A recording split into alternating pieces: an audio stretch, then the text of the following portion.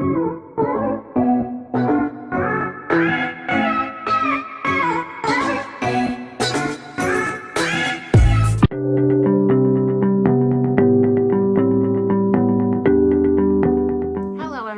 is DID Hatchery and I have DID, and I'm here with another video based on my last video. In my last video, I said the following.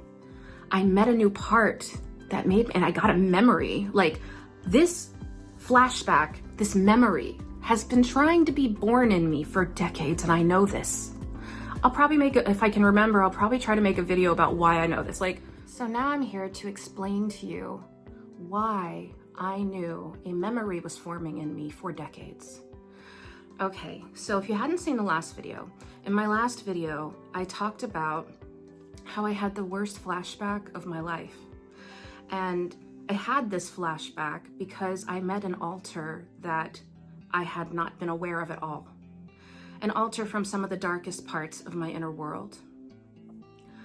I often don't talk about inner world stuff. I have here and there a little bit.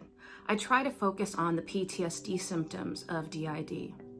But at the same time, I think it's a horrible disservice to people with DID to dismiss the concept of inner worlds, because I think they're very real, very important, and symbolic places that are necessary for healing of severe trauma. And although talking about inner worlds is fantastical, it can sound sensational, and that's why I avoid it, I still think it's a very big disservice to people who do suffer this disorder to just dismiss it. I think these inner worlds are very deeply tied to our trauma. In my opinion, none of this is scientific. This has not really been studied in DID. A lot of people have misconceptions about inner worlds. I've heard people say that inner worlds are not a thing, they're just something you create in therapy with your therapist. I don't know if that's a thing, but I'm sure it is. I'm sure there are therapies where maybe people do that. I've not heard of them, but I mean, I believe it if people say that they do, you know. But when I realized I had DID, not long after this, I've explained it 1,000 times, okay? This inner world, it opened in me like a suitcase. It was just like flop, flop there. It was all there suddenly. It was something I had never seen before in my experience with my internal self. And nothing like this had I ever seen in my, you know, when you imagine things in your mind, nothing like that. And that's why it was so startling when it happened. I was just like, what is this? And I had no idea what it was. I just knew that I could see it. I could not change it. I know that some people can change their inner worlds. I cannot willfully or on purpose change my inner world. If it changes at all, which I don't even know, because from the point at which I was introduced to it to now, it seems the same to me. So I don't know if mine changes or not, okay? I think it probably does through therapy, maybe it will, but so far it's been the same and I can't change anything in it, and I did not create it. I did not do this in therapy. I did not know about it, and it suddenly existed after I became aware of my DID. And I think that is attributed to, you know, not having amnesia. I think some of my amnesia disappeared and now I knew this thing was here. And so that's just for me. And so I'm gonna explain to you the flashback, the alter, and why I knew for decades that this memory was trying to be made aware to me. Okay.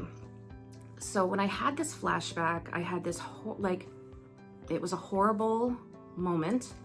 But every flashback I had had prior to this flashback that I can remember so far, never came with a memory. It never came with a memory. No, I'm wrong. One flashback came with a memory attached to it, but the memory was very fast, it was a flash. I couldn't not much came of it. I got a concept of something, but this was extraordinarily vivid. It was like I could see it more vividly than I could see real life when it was happening. And so, it was a long flashback in which I saw a whole scene of something that happened, which, no, I've never experienced that before. And so it had a huge impact on me. And also the way this flashback happened had an enormous impact on me. Prior to this, I had never, I had heard of people talking about their alters, you know, interacting or fighting with each other, or, you know, physically struggling internally in the visual space internally. I had never experienced that, ever. I knew there was an inner world. I knew there were alters in there.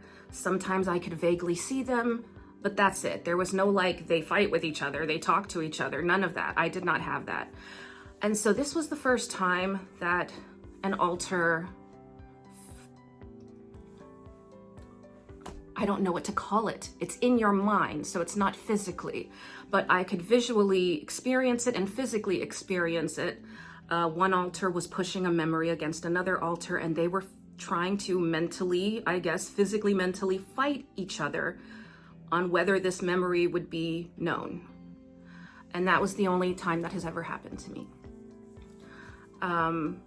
And I know this sounds strange to people, but here's the thing. With an inner world space, what you have to remember is there's a lot of unprocessed memories in a traumatized person. Average people do not have a ton of unprocessed memories floating around in their consciousness that they're not aware of, you know?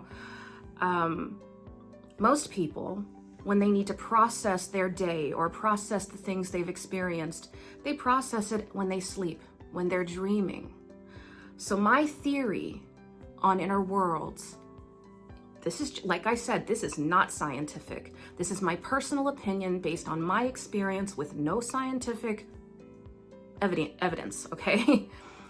But I believe our unprocessed memories are in the inner world. They are coded. They are part of the design of it. They are everything we see, but we don't know what we're looking at. For instance, this alter that I met that caused this memory, this alter, he came from the Black Forest, and I knew there was a Black Forest there. I could see, I have an electric forest in front of it and then a Black Forest behind it. And that Black Forest represents my darkest memories. It's symbolic. So the forest itself is part of the symbolism of what happened to me during my trauma.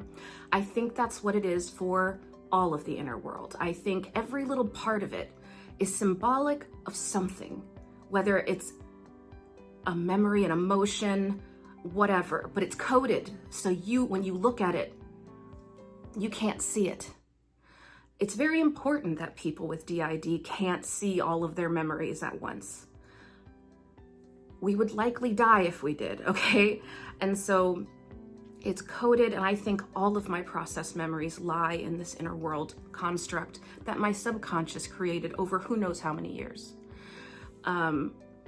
So average people process their memories when they dream.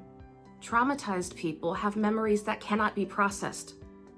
It's not time yet. They're not prepared for these memories. So I feel they are held in this inner world space. Not consciously, not intentionally. The subconscious mind built this symbolic area. This is my opinion, like I said. And so the interesting thing, and so like one of the things I heard when I first became aware of my DID and I started researching it and I started looking at people online who had channels, one of the things I noticed, oh no, now my brain's going. Sorry, one second.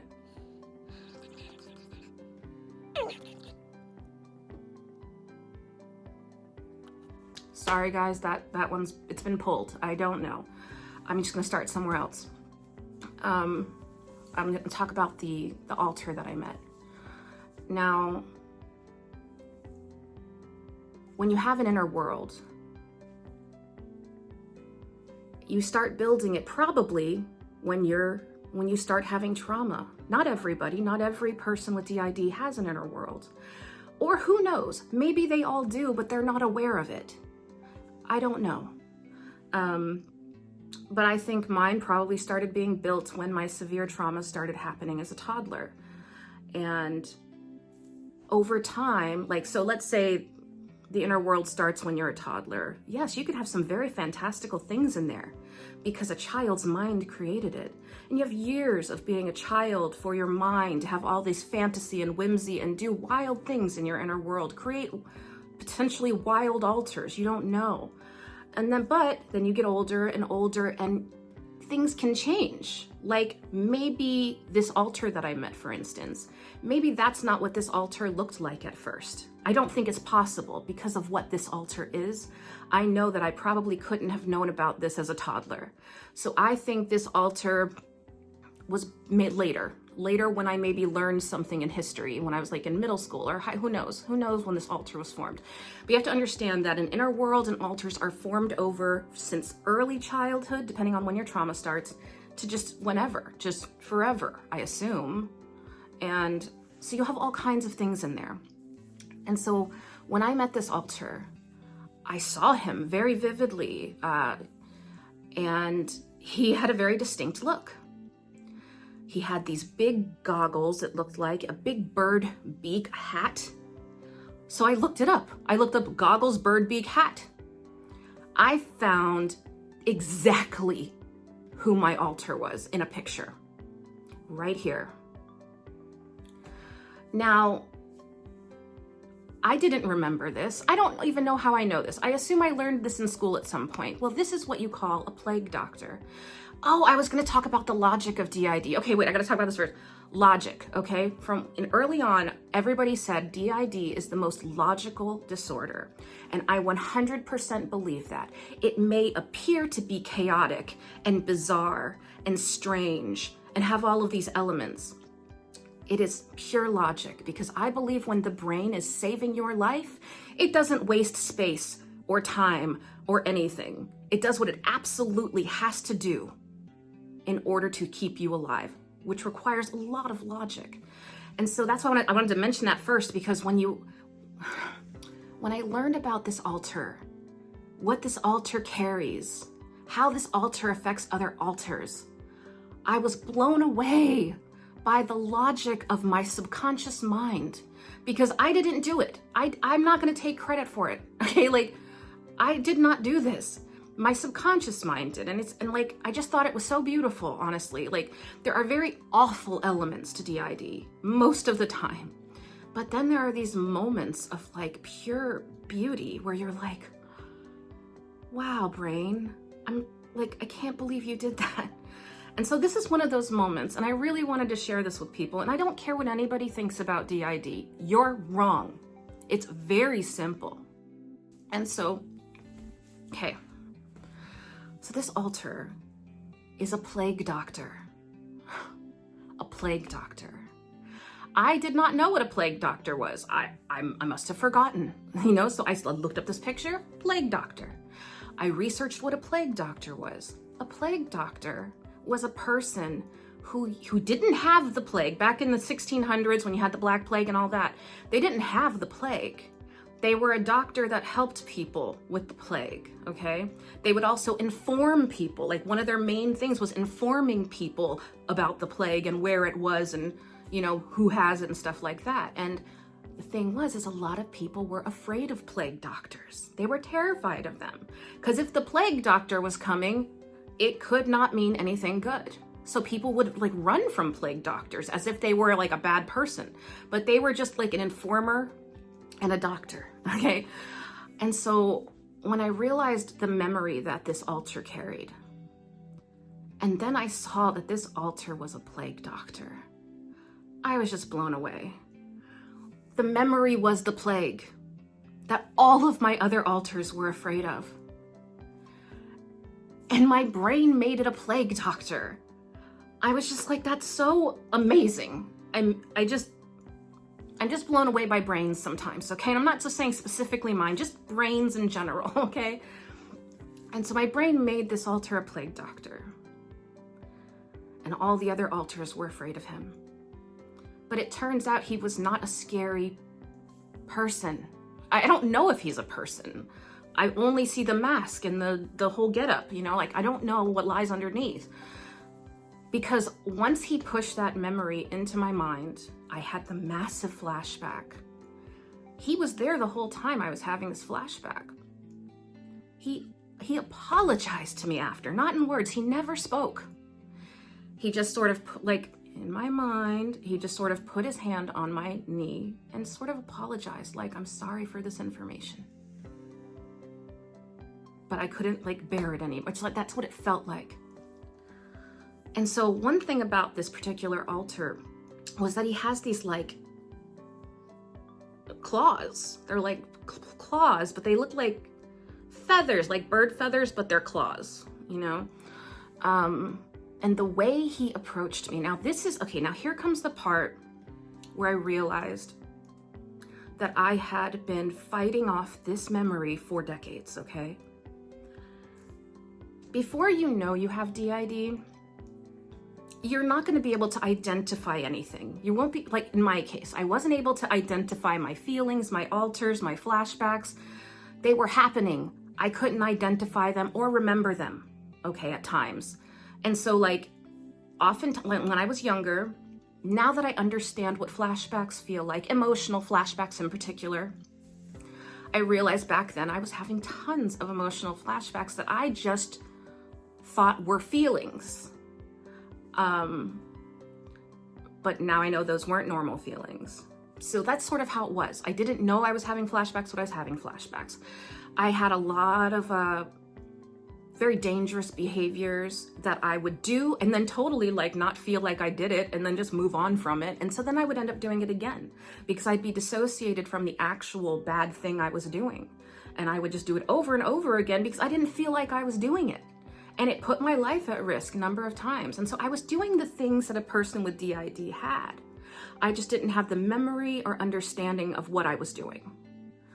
Okay, and so what I'm saying is I had a lot of feelings that once I realized I had DID and once I understood what these feelings were through being aware and having less amnesia, I recognized the feelings all the way down the line from like back in my life. Okay, so this altar has been around for decades. This altar has been trying to tell me this for decades. I did everything I could to never know. I can't tell you all the things I did because there are aspects of my life that I don't talk about on here at all. But I did everything I could to avoid it, not knowing what I was running from. I have a history of a lot of unaliving attempts, like a really ridiculous number, not normal, okay? At the time when I was going through them, when I was younger, I obviously thought, oh, I'm doing this because I just don't want to be here anymore. But looking back, I know I was running. It was flight. I didn't want to die. I was fleeing. And now I feel like I was fleeing this memory. And so the reason I feel this way is because when this altar approached me this time, when I had the flashback, what he did is he took his claw. Let's say your consciousness is a silk fabric around you, okay? He took his claw and he tore open that silk fabric and he crawled in and he stared at me and I felt it, okay? It was terrifying. And it wasn't just him staring at me. It was other aspects of the memory. Like I could feel it. I didn't know what it was until after the memory came, but it was aspects of that memory I felt staring at me. And it was the most terrifying thing in the world. Okay, so that was a month and a half ago or whatever when I had this flashback. Okay, rewind a year and a half. A year and a half earlier, I had this horrific visceral flashback in which I thought it was an alien. I don't know, it was so real, I stopped believing the reality of our world. And I was like, okay, they're just things we don't know. And so I had the same experience. This thing cut a hole in my reality and came through it, and it was horrifying.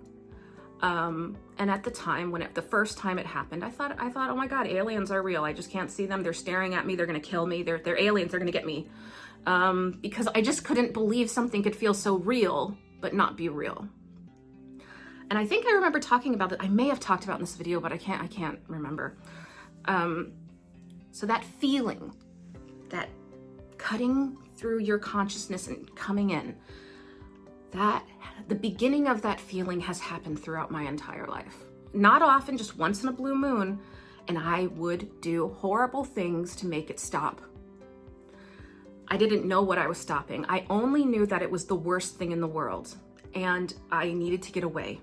And it's better not to know, and it's definitely the worst thing in the world. It's worse than death, is what my brain always told me since I can remember this happening, since my 20s. I was running from something that was worse than death, apparently to me. Okay, and so that's what happened during this most recent flashback. It was worse than death. I would have taken anything rather than know what this altar was pushing into me. Okay, hold on. I'm getting a little dissociative, trying to remember.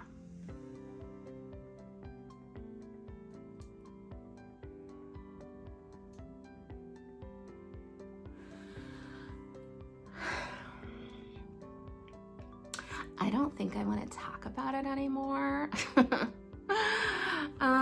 Hi, it's James. I know you haven't seen me in a long time. I'm super bored. I haven't been able to do a lot of fun things for a really long time because everybody's been so depressed. Anyway, how are you? How are you doing? We missed you. I miss people all the time. I love people. Brandy is scared of people. I don't even know if that's Brandy, but I can say that I do like people and I miss you guys so much. And we're gonna let you go for now. And maybe they'll talk about this later, who knows, but have a good one.